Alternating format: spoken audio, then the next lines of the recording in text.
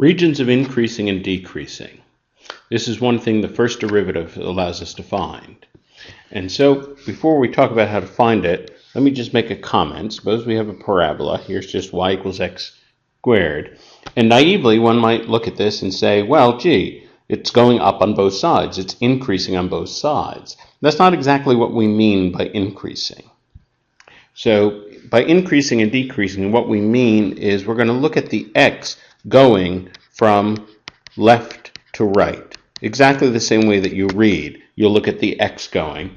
And then as you're moving in that direction in x, what happens to the y? So for example, moving here, as we move from left to right on this side, the y goes down.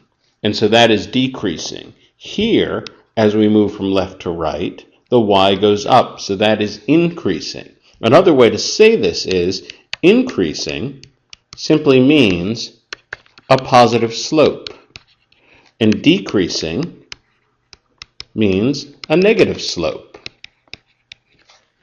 So any line with a positive slope is always increasing. Any line with a negative slope is always decreasing. The parabola has a negative slope to the left, and so it's decreasing on that side, and after it passes through its vertex at the origin, it's increasing on the other side.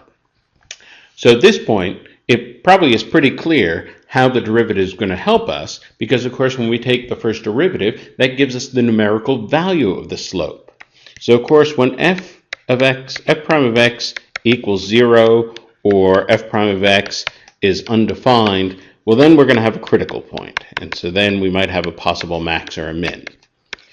If f prime of x is positive, that means we have a positive slope. That means the function is increasing. And if f prime of x is negative, that means we have a negative slope. That means the function is decreasing. So just for example, suppose we have the function f of x equals x cubed minus 12x. So if we take a derivative of this, f prime equals 3x squared minus 12. And then, now this is a parabola. For example, we could set this equal to 0. We could find its roots. 3x squared minus 12 equals 0. So 3x squared equals 12. X squared equals 4. X equals plus or minus 2. So those are the roots. And of course, because it's a parabola, a nice upward-facing parabola, what we know is that it's going to be positive on the outside of those roots. And then between those two roots, it's going to be negative.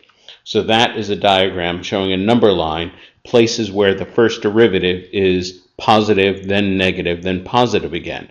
What that means is that the function increases from negative infinity to negative 2. Then it decreases from negative 2 to 2. Then it increases from 2 to infinity. Notice that all we're doing is we're using the sign, the plus or minus sign of the derivative to tell us whether the function is increasing or decreasing.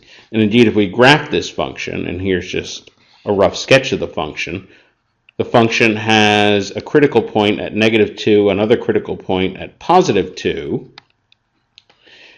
To the left of negative 2, the function is always increasing, has a positive slope. It hits a maximum, then it decreases, goes down to the relative minimum, and then after that it has a positive slope again, and so it's increasing.